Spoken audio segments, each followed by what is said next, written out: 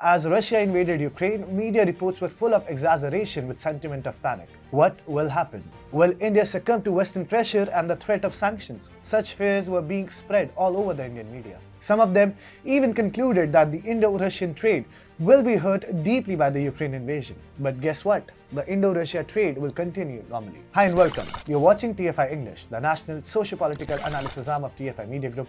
I'm your host Tribhuvan, and if you haven't subscribed to the TFI English channel yet, please hit the subscribe button and press the bell icon to receive all the latest updates. Coming back to the story, in this video I will tell you about Indian media's attempt to fool Indians amidst the Russia-Ukraine crisis. Let's begin. As soon as the Russia-Ukraine war broke out, media outlets started raising concerns about problems in the Indo-Russia trade.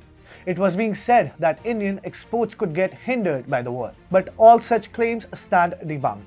Indo-Russia trade is going to continue as normal, and in fact the government is making provisions to ensure that the Russia-Ukraine war doesn't affect bilateral trade.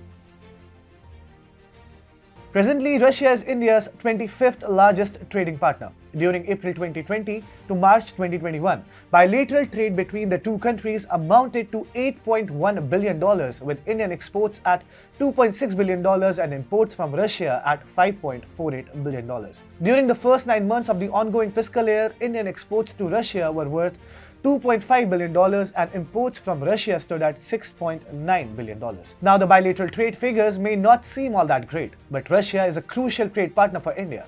The two sides have set ambitious goals with the target of taking bilateral trade to $30 billion by 2025. Better trading ties are strategically important for New Delhi and Moscow because they fit in with the time-tested friendship between the two sides. India imports fuel, mineral oils, pearls, precious or semi-precious stones, nuclear reactors, boilers, machinery and mechanical appliances, electrical machinery and equipment, and fertilizers from Russia. On the other hand, Russia imports pharma products, electrical machinery and equipment, organic chemicals and vehicles from India. As such, neither of the two countries would want their emerging trade ties to suffer. Meanwhile, the Commerce Ministry-controlled Federation of Indian Export Organization, also known as FIEO, has assured that 25 export promotion councils coming under its purview to not worry about exports of agriculture, pharmaceutical and petroleum products. This comes in the backdrop of tight sanctions imposed on Russia by the Office of Foreign Assets Control, also known as OFAC, an enforcement agency under the US Treasury Department. FIEO has asked its member export promotion councils to convey to the members the guidelines and exemptions mentioned by the OFAC. It has also asked the council to convey the 8 general license authorizing specified transactions. The top leadership of the Commerce Ministry-controlled body stated, "Our exports of agriculture, farm and petroleum products to Russia will not be subjected to sanctions in view of the above guidelines."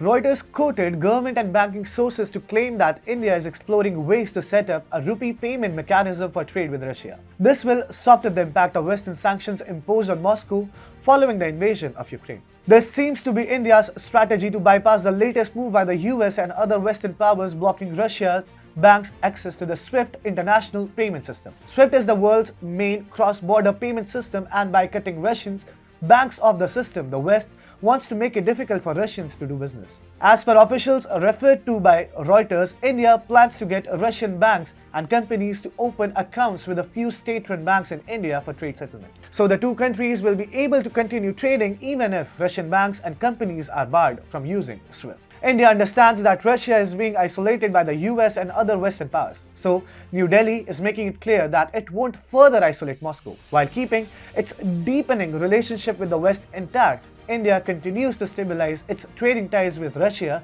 regardless of what media reports might have to say.